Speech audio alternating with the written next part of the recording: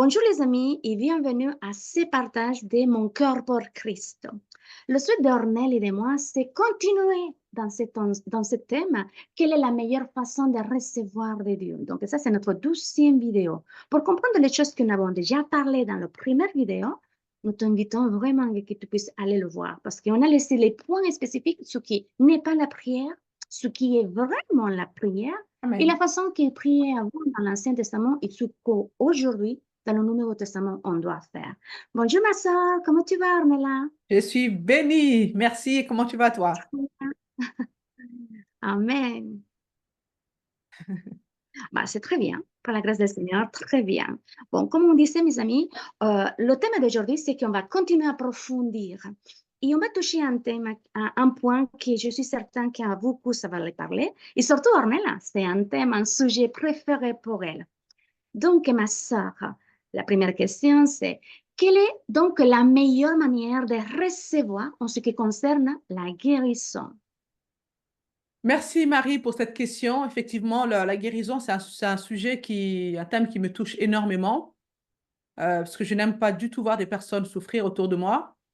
Et donc, nous devons comprendre tout simplement que la guérison fait partie de la rédemption en même temps que le pardon des péchés. C'est un cadeau qui nous vient de Dieu. En même temps, c'est sa volonté que nous soyons en bonne santé. Nous avons besoin de la foi pour Amen. recevoir Jésus, n'est-ce pas? Nous avons besoin de la foi pour recevoir Jésus comme Oui. Seigneur et Sauveur personnel. Mais nous n'avons pas besoin de foi pour recevoir la guérison. Je m'explique. Si tu as foi, si tu as la foi pour recevoir Jésus-Christ dans ta vie, dans ton cœur, selon ce que nous lisons dans Romains 10, versets 9 à 10, que si tu confesses de ta bouche le Seigneur Jésus et que tu crois dans ton cœur que Dieu l'a ressuscité d'entre les morts, tu seras sauvé. Donc, le mot salut en grec, c'est sozo. Et ce mot inclut l'expiation de nos péchés, la guérison, la délivrance, la prospérité, la paix, etc. Donc, pour revenir sur la Wow. question pour revenir sur la question de la guérison, lisons Ésaïe 53, 4 à 5. Il est dit ceci. Certes, ce sont nos souffrances qu'il a portées, c'est de nos douleurs qu'il s'est chargé. Et nous l'avons considéré comme atteint d'une plaie, comme frappé par Dieu et humilié. Mais il était transpercé à cause de nos crimes, écrasé à cause de nos fautes. Le châtiment qui nous donne la paix est tombé sur lui, et c'est par ses meurtrissures que nous sommes guéris. Ce Wow. passage est Ouais. écrit au présent, n'est-ce pas? Donc, nous voyons Oui. que ici, Ésaïe nous parle de Jésus. Maintenant, lisons 1 Pierre 2, 24. Il a porté lui-même nos péchés dans son propre corps sur la croix, afin que, morts au péché, nous vivions une vie conforme à sa volonté. C'est par ses blessures, donc ces meurtrissures, que vous avez été guéris. Donc, nous voyons là que c'est exactement le même passage, sauf que Ésaïe en parle au Ouais. présent et l'apôtre Pierre dit la même chose, mais il se situe après la croix. Vous me suivez? Amen. Ça. Donc, c'est Oui. pourquoi il parle au passé. Maintenant, la question est, qu'est-ce qui s'est produit entre Ésaïe 53 et 1 Pierre 2, 24? Quelque chose Hmm. s'est produit, et c'est la crucifixion de Jésus-Christ. Hmm. Lisons Ouais. Matthieu 8, versets 16 à 17. Le soir venu, on lui amena plusieurs démoniaques auprès de Jésus. Il chassa les esprits par sa parole et guérit tous les malades. Ainsi s'accomplit la parole du prophète Ésaïe. Il a pris nos infirmités et il s'est chargé de nos maladies. Donc nous voyons ici que Wow. Matthieu parle encore au présent. La crucifixion Oui. n'avait pas encore eu lieu. Mais cependant, Jésus avait déjà porté nos maladies et nos infirmités. C'est puissant.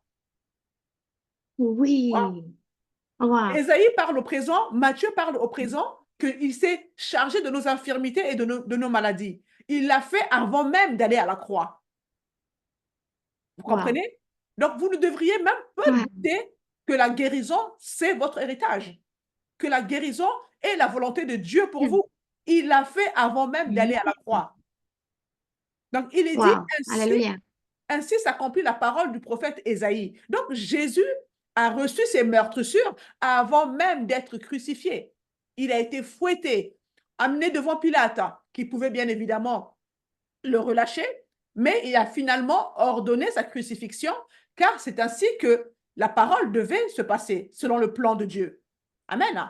Donc, autrement Oui. dit, Amen. même si Pilate avait ordonné la libération de Jésus, la guérison serait toujours disponible, puisqu'il a porté nos Oui. meurtrissures, nos blessures, nos infirmités, nos maladies dans son corps avant même la crucifixion.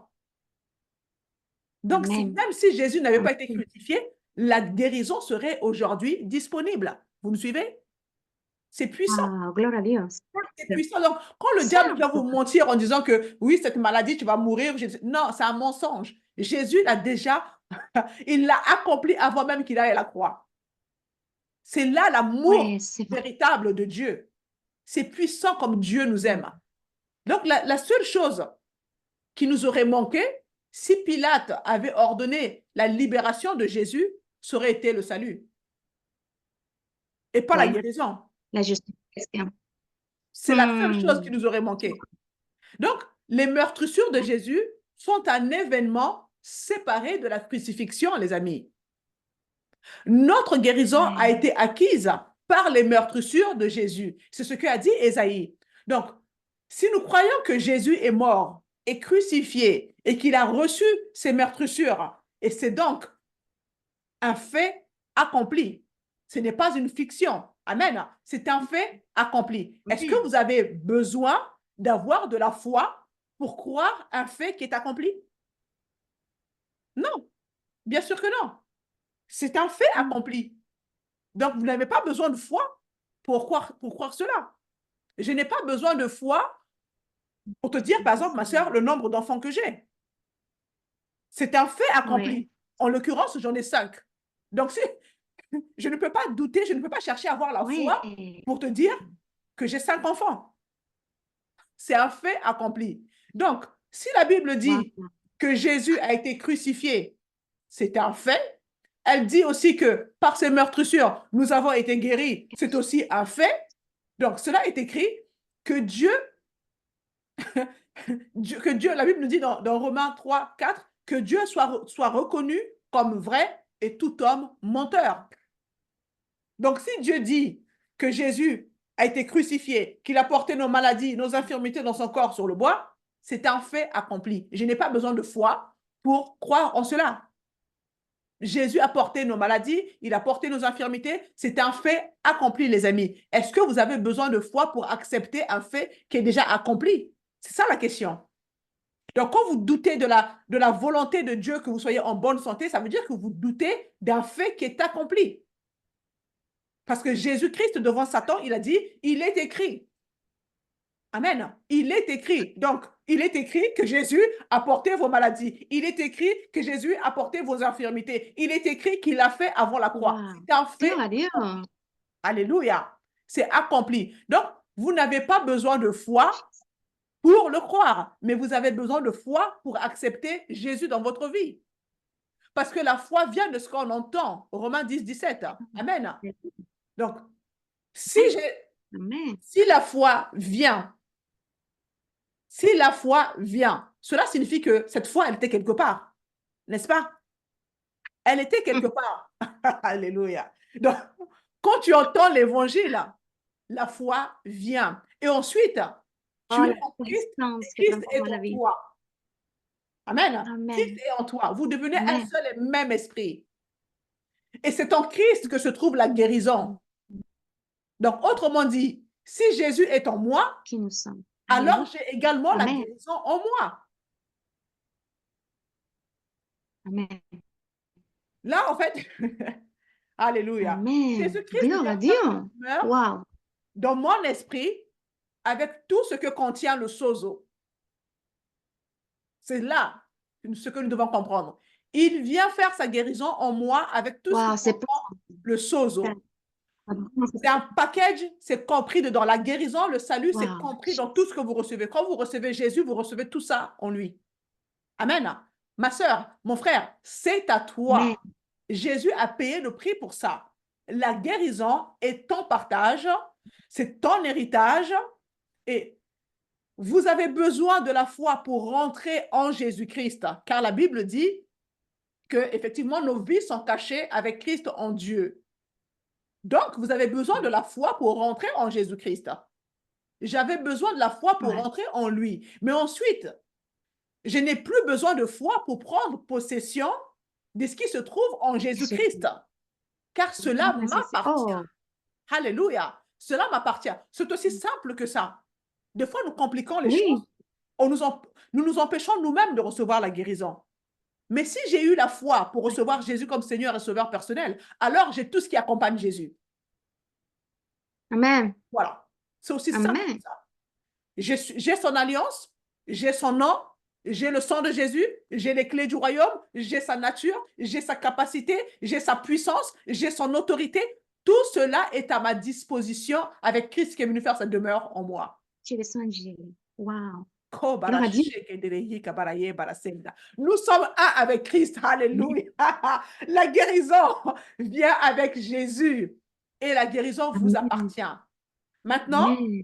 il y a une différence pour une personne qui n'a pas reçu Alléluia. Christ dans sa vie. Amen. Parce que cette personne a besoin de recevoir Ouais. la guérison parce que cette personne n'a pas un droit acquis de la guérison.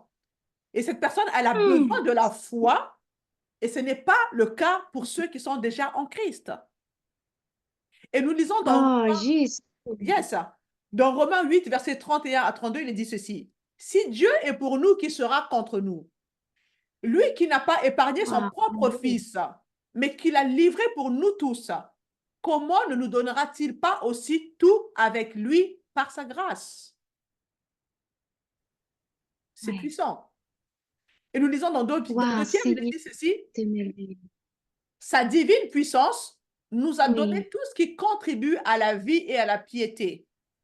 Donc, la Bible est le testament de Dieu pour nous indiquer ce qui nous appartient en Jésus-Christ. Vous ne pouvez donc pas négliger la parole de Dieu. Amen. Car en effet, il y a un voleur qui rôde, Amen. un voleur qui est là pour voler, tuer et détruire. Et l'ignorance est votre ennemi. Le diable est un menteur. Il vient semer le doute en vous concernant la guérison. Vous n'avez pas besoin de foi pour être guéri. Elle est là, elle est disponible, elle vous appartient, la guérison. Amen. Parfois, il est nécessaire Amen. de tenir debout et de se battre pour obtenir ce qui nous appartient déjà. Pourquoi? Parce qu'il y a un voleur qui est là. Et il faut dire stop à ce voleur. Il faut l'arrêter. Ouais. Vous devez donc défendre votre territoire. Amen. Donc, aussi longtemps que vous Amen. allez accepter la maladie et que vous allez donner le droit à la maladie d'exister dans votre corps, vous demeurerez dans les liens jusqu'à ce que vous preniez la décision de vous lever et de dire stop à l'ennemi, il y en a assez. Vous voyez? Vous devez ordonner à la maladie de quitter votre corps parce que vous avez cette autorité en vous et de dire à votre corps de s'aligner avec la vérité de la parole de Dieu qui dit qu'en Jésus-Christ, vous avez déjà été guéri. Amen. Amen. Donc, Amen. Gloire à Dieu. vous devez vraiment le Mais croire oui. dans votre corps, dans votre cœur. Et c'est alors que la maladie va s'éloigner. Amen. Oh, ma soeur, il y a tellement, j'ai tellement de choses à dire sur ça. Mais bon, je vais Oui, m'arrêter là j'imagine. parce que ça me revolte là. Ça me revolte parce que je vois tellement des gens qui sont enfermés dans des corps malades. Et c'est l'œuvre du diable. Ouais. Et enfin, bref. En tout cas, j'espère que Ouais. j'espère que ce partage vous permet d'ouvrir les yeux par rapport aux mensonges du diable et aux fausses croyances, aux fausses doctrines que nous avons reçues concernant la guérison. Chers amis, nous parlons de la meilleure façon de recevoir de Dieu. Nous pouvons recevoir un miracle de la part de Dieu ou une bénédiction. Je me suis toujours posé la question, je ne sais pas vous, mais quelle est la différence entre un miracle et une bénédiction? Ma sœur, est-ce que tu peux nous éclairer à ce sujet? Wow, c'est merveilleuse la question que tu viens de me dire. En fait, pour moi, hein, c'est merveilleuse parce que comprendre la différence, à moi, ça m'a aidé complètement. Et en effet, il y a deux façons différentes de recevoir de Dieu. de façon comme Dieu peut nous répondre. Et la première, c'est les miracles, comme tu viens de dire.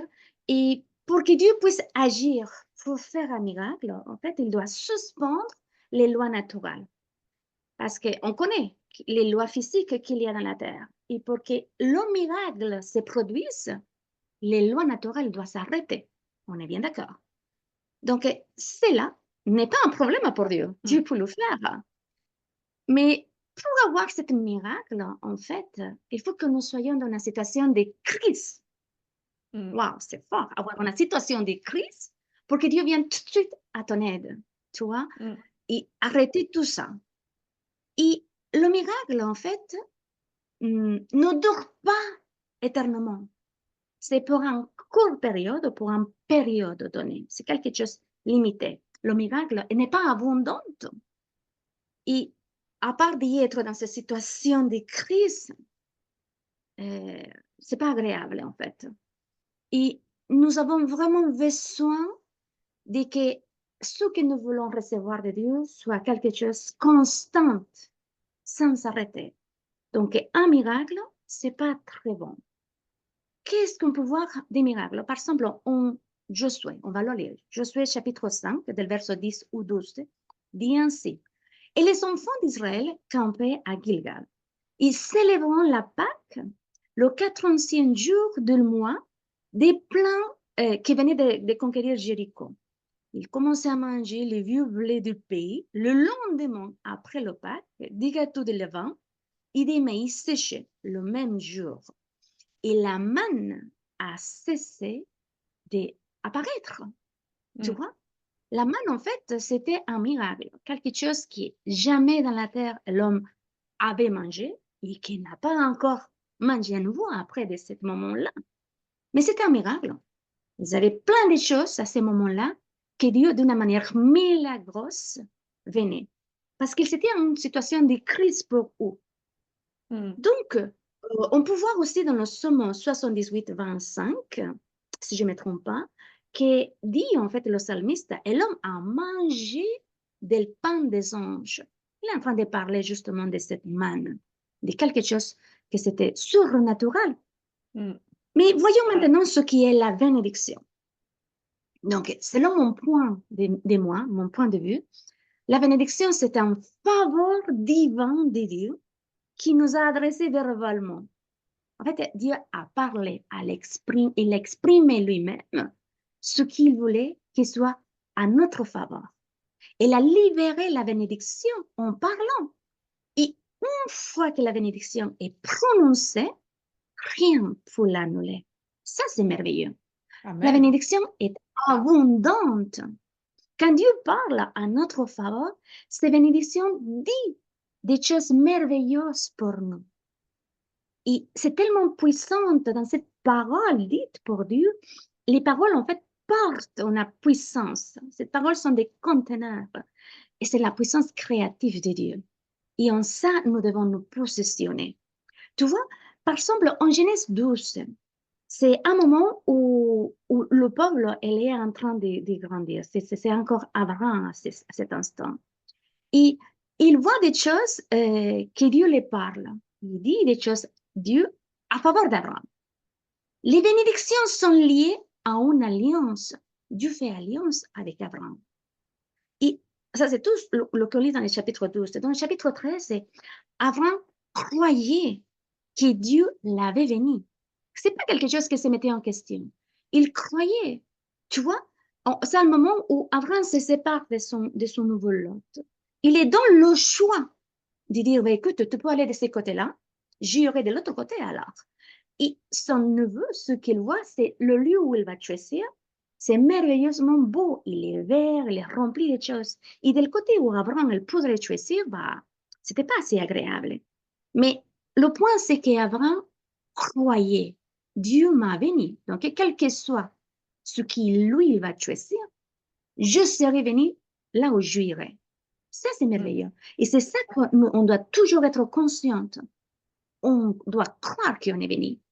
Et tu vois, la bénédiction pour vous, la bénédiction qu'Abraham avait obtenue de cette alliance dans le chapitre 12, il s'était tellement imprégné en eux à cette époque-là, dans la pensée, dans la façon d'agir, de parler, tout le reste, qu'on voit dans le chapitre 27, à quel point la bénédiction était importante à cette époque-là. Au point que Esaü, quand il a compris, il a su que son frère Jacob l'avait volé cette bénédiction de la bouche de son père, il a conçu la haine, dit dans la version de John Skin. Il avait vraiment conçu la haine, il voulait le tuer à son frère, juste pour ces paroles de bénédiction. Tu vois l'importance qu'ils avaient? Ils savaient que ce que Dieu avait dit en faveur d'Abraham, c'était tellement puissant qu'il se le donnait de fils en fils. Et quand ça arrivait à ce moment-là que Jacob le donne à un de son fils, normalement c'est toujours unique, bah, Esaü a fait ça. Il a vendu ce droit de naissance. Mais surtout, il avait quelque chose. Dieu avait déjà dit à sa femme, la bénédiction viendra pour celui, pour l'enfant, le deuxième enfant, pas pour le nez. Simplement qu'elle a voulu le faire à sa manière, tu vois, a compliqué un peu les choses. Cette complication l'a volé même le droit de voir son fils tellement adoré, les petits enfants de ce fils aimé. Mais le point, c'est qu'il avait une valeur importante de recevoir cette bénédiction. Jacob n'a pas reçu la bénédiction une fois qu'il a volé les paroles à son père. Ça, c'est une autre chose à comprendre aussi. Tu vois, il faut avoir une révélation de ce qui est une bénédiction. Et Jacob l'a eu. La bénédiction que Jacob a eue de la part de Dieu, c'est pas parce qu'il a volé les mots ou les paroles de bénédiction de la bouche de son père. Tu vois, quand il se trouve dans le désert, en fait, à un moment donné, il se trouve dans un lieu où il voit une vision. Je pense que tu te souviens.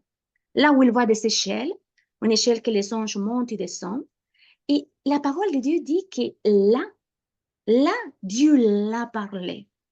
En fait, il a eu cette révélation. Il a dit, waouh, ça c'est lieu, il est venu. Dieu est là. Amen. C'est là, à cet instant, à ce moment-là, que Jacob a reçu la bénédiction. Cette bénédiction d'Abraham, les mots que Dieu l'a dit à Abraham, c'est à cet instant que là, Jacob les a reçus. Pas parce qu'il l'a volé à son père ou à son frère, pas parce qu'elle, non. À cet instant-là, elle a cru qui était Dieu. C'est pour ça que je te dis la bénédiction, il faut la recevoir. C'est quelque chose de tangible. Donc, la bénédiction a été donnée par grâce. Et en aucun moment, ma performance entre en valeur. Nous voyons, Jacob venait de faire un vol. Donc, la bénédiction, en aucun moment, n'a pas été proportionnellement à la bonté ou à la façon d'agir ou à notre comportement. Et elle doit être reçue par la foi. Jacob, il a eu la révélation de qui était Dieu. La bénédiction de Dieu a été libérée par la foi. Et en numéro 23, le chapitre 23, 24, nous pouvons voir comment elle est vraiment puissante, que rien ne peut l'enlever.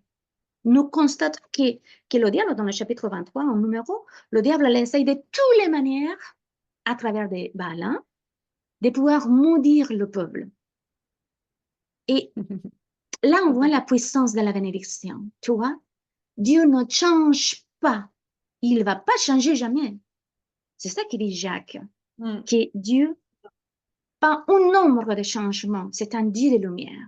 Amen. Et lorsque Dieu donne une bénédiction, il ne va pas changer jamais. Il ne va pas la quitter. Donc, il ne retient pas rien, la bénédiction, sauf moi. C'est moi que je peux l'arrêter, la bénédiction.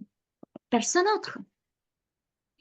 Et maintenant, pour nous, les croyants du Nouveau Testament, quand nous comprenons et nous savons que Dieu traite nos vies sur la base d'une douzième alliance, cette alliance que lui-même fait avec lui-même, nous pouvons vraiment nous épanouir. Regardons ce qu'il dit en Galates, chapitre 3, verset 16. Il dit ainsi, « Or, les promesses ont été faites à Abraham et à sa postérité. » Il n'a pas dit « et ou postérité ». En disant en pluriel, c'est juste un singulier. Comme s'il s'agissait de plusieurs. Mais ou tant qu'il s'agit d'une seule, et à ta postérité, c'est-à-dire à Christ. C'est ça que nous avons maintenant. Amen. Tu vois, cette parole donnée pour Dieu à Abraham, qui après Jacob et la révélation, ça passait de génération en génération, et arrivé jusqu'à la personne de Christ. On peut dire directement que ce que Dieu a dit en faveur de l'homme a venu être aussi en Christ. Et Paul dit quelque chose d'intéressant en Romains 8, del verset 1-2, on va le lire. Il y a donc maintenant aucune condamnation pour ceux qui sont en Christ. Tu avais dit dans la première vidéo, pour être en Christ, il faut le recevoir par la foi, C'est ce ça. qu'il a fait. Et là, il dit qu'il faut être en Christ. Et en effet, la loi de l'esprit de vie en Jésus-Christ m'a affranchi de la loi del péché et de la mort. Le verset 16 et 17 dit, et l'esprit lui-même rend témoignage en notre esprit que nous sommes enfants de Dieu. Or, si nous sommes enfants, nous sommes aussi héritiers. Waouh!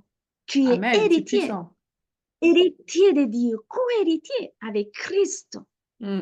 Et si toutefois, nous souffrons avec lui afin d'être glorifiés avec lui. Et ça, c'est merveilleux. Nous avons reçu tout ça en Christ. Toutes les bénédictions qui ont été prononcées sur Jésus également sont pour nous. Tout ce que tu peux lire en Deutéronome 28, del 1 au verset 15, Ouais. toutes ces bénédictions, ils sont données, parlées pour Abraham. Jacob l'a reçu là, quand il y a cette révélation dans le désert. Et tout ça continue, et Jésus, toutes ces paroles qui sont venues être tangibles dans la vie de Jésus, Ouais. maintenant sont égales pour nous. Parce qu'on a reçu par la foi la vie de Christ. C'est une vie abondante qu'il a venu nous donner. Tu comprends?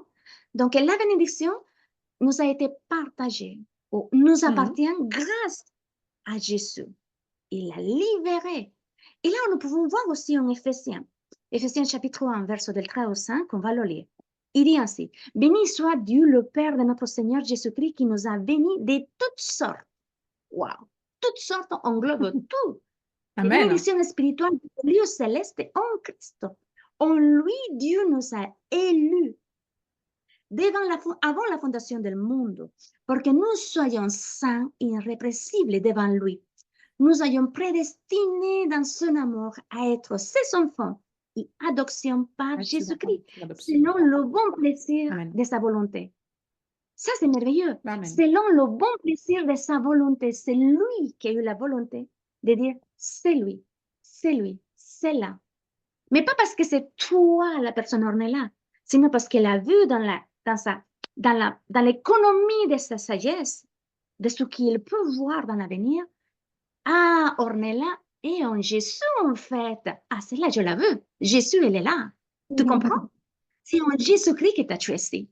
Parce qu'elle a vu qu'à un moment donné dans ta vie, Jésus était là dans ta vie. Amen. Et c'est ça que dans sa volonté, il peut venir nous choisir. Et là, dans ce verset-là, Paul dit quelque chose qui en est de toutes sortes de bénédictions dans la vie. Donc, je suis béni de toutes les bénédictions spirituelles. Et c'est un fait. Et je dois croire comment il a fait Abraham. Peu importe le choix que tu prends, là où je serai béni. Je suis béni. Parce que je sais qui je suis en lui. Je suis béni. Comment Isaac l'a cru, comment Jacob a reçu, comment Jésus. Donc, je dois croire dans ces paroles qui contiennent la puissance de Dieu pour recevoir, pour croire. Et nous avons la foi de Dieu. Ça, c'est merveilleux. Tu sais, quand j'ai compris ce verset-là, j'ai sauté, j'ai crié, j'ai dit plein de fois, mais Seigneur, comment ça fait qu'on n'a jamais compris ça? Comment ça fait que je ne comprenais pas ça? Mais on va le lire, on va mettre vraiment bien le contexte, que Paul voulait que les gens puissent comprendre. Et à cette époque-là, les gens l'ont compris. Tu vois, en Romains 10, del verset 16 au 18, on va le lire. Il dit, mais ils n'ont pas tout obéi à l'évangile. C'est quelque chose que Paul est en train de dire. Tous n'ont pas obéi à l'évangile. On sait maintenant, par la révélation de Paul, de Romains 1, 16, que l'évangile, c'est la puissance qui transforme la vie. Il a dit, car Esaü dit, Seigneur, qui a cru notre rapport? Ça veut dire que s'il y a un rapport, il y a quelque chose qu'on a dit. La foi vient Donc, en entendant et en entendant la parole de Dieu. Elle ne peut pas être plus claire. La foi vient de quelque part, tu l'avais dit tout à l'heure. Mm. Elle a dit dès la parole de ce que Dieu dit. Donc, dans le verset qui suit, c'est Paul qui s'est fait la question. Mais je dis, ne l'ont pas tout entendu? C'est une question puissante qu'elle s'est fait. Oui, il se répond lui-même. Oui, en vérité, leur sang est allé sur toute la terre. Et les paroles jusqu'à l'extrémité du monde. Tes paroles sont puissantes, elles produisent un son. Et dans ce son, il y a une vérité. C'est ça que Dieu a fait quand il a parlé les choses en faveur d'Abraham, qui s'est arrivé jusqu'à Jésus-Christ. C'est pour ça que je te dis, tout ce qui est vrai pour Jésus-Christ est vrai pour nous, parce que ce n'est pas pour nous, pour la personne assignée, parce que lui, il est en nous. Amen. Et nous sommes en train Yes. maintenant de vivre la vie abondante de Jésus. Elle est en train de se développer de notre esprit. On doit ouvrir la porte de notre âme pour qu'il puisse se déplacer et voir, avoir ce changement de renouvellement de pensée et être en Amen. Christ. Donc, Mm. la bénédiction, elle est vraiment complète, entière, de toutes sortes, on vient de le lire. La bénédiction, elle est éternelle. Dieu ne l'arrête pas. Moi, je peux l'arrêter. Tu comprends? La bénédiction, Mm. elle est tellement puissante qu'elle contient toutes les choses de Dieu. Et il vient par la foi. La foi qui nécessite, c'est ma foi. C'est la foi de Dieu même, parce que c'est sa parole. C'est de lui qui sort ce son-là. Et en ce son-là, Yes. il a sa foi. La foi même de lui. Et pour que nous pouvions croire en cette vérité spirituelle, c'est indispensable que nous entendons, Yes. que nous entendons sa parole. Et si tu te positionnes, je suis un peu folle parfois quand je réfléchis, quand je lis la parole. Et je dis, bah, Seigneur, ta parole dit que je suis un mouton. Je suis un mouton. Point. Tes moutons, elles entendent ta voix. Parce que c'est ce que Jésus a dit. Mes moutons, elles entendent ma voix. Seigneur, je suis ton mouton. J'ai le droit. J'ai un droit légal. Parce que Christ habite en moi. J'ai le droit légal d'entendre ta voix. Et on entend. On entend.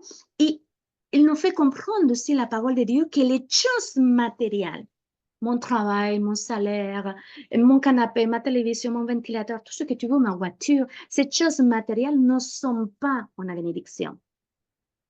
Ça, c'est le fruit de ma bénédiction. Amen. Quand je me positionne là, ma relation et ma communion avec Dieu, le caractère de Dieu ne change pas. Parce que si je crois que mes choses matérielles, c'est ma bénédiction, le jour que ça me manquera, je dirai, oh Dieu, arrêtez de me bénir. Non. Ces choses matérielles ne sont pas une bénédiction, sont le fruit que produit ma bénédiction. Amen. Et ma bénédiction n'est pas coupée, ne s'arrête pas. On sait aussi qu'en Galates 3, 29, dit, si vous êtes en Christ, alors vous êtes la postérité d'Abraham et les héritiers selon la promesse. Yes. Waouh, je suis en Christ. J'ai la même Amen. bénédiction qu'Abraham l'a eu. Je suis héritier. Dieu est C'est mon ça. Père et Jésus-Christ est mon Mm. frère né. Waouh! Écoute, je dois Ouais. découvrir constamment, à chaque moment, ce que Jésus m'a fait. C'est ça que Jésus a dit dans sa prière en Jean 17, 17 à 3. Or, la vie éternelle, c'est de te connaître le véritable Dieu. Dieu est C'est amour ça. et accepter, c'est lui qui est envoyé, c'est Jésus qui est envoyé.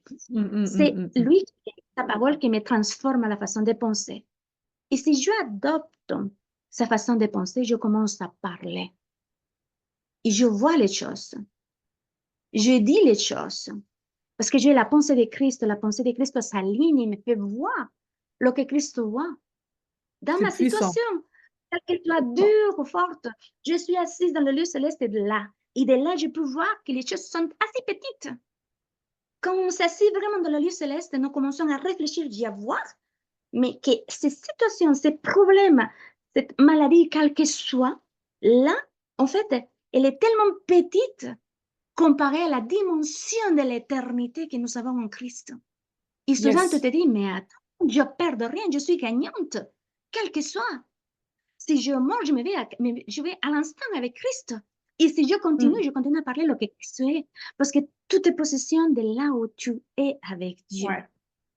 Moi, la bénédiction, elle est tellement merveilleuse parce qu'elle est elle est puissante.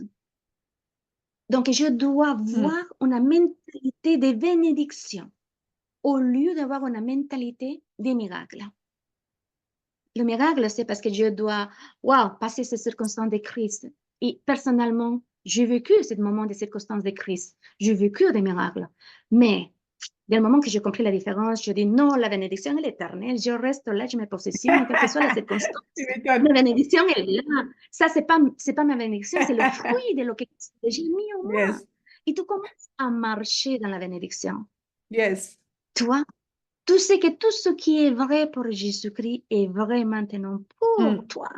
Tu yes, te positionnes. Tu vois, ma performance n'arrête pas à Dieu. La bénédiction n'arrête jamais de couler. Elle coule abondamment. C'est moi qui peux l'arrêter. yes. Et je peux la transformer. Je suis venu en Dieu. Mais voir dans le miroir tout le temps, dire, ouais, je suis venu en Dieu.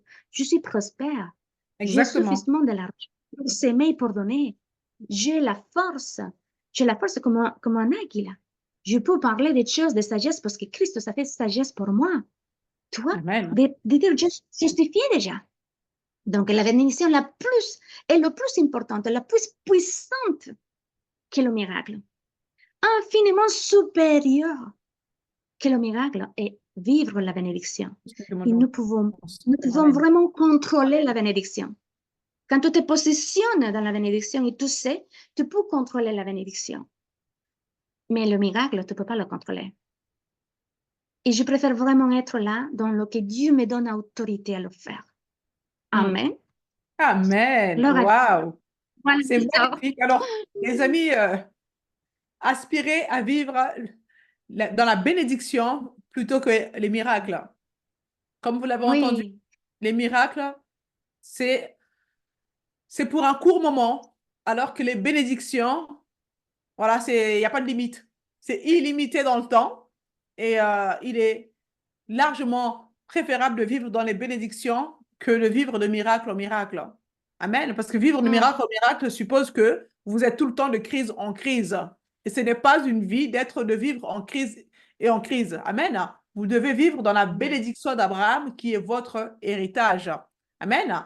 Nous espérons que les points que nous avons abordés dans ce partage de comment recevoir le meilleur de Dieu vous aideront à vous positionner pour mieux recevoir. amen. Dieu a le meilleur pour nous. Amen. Et le meilleur que Dieu a pour nous se trouve en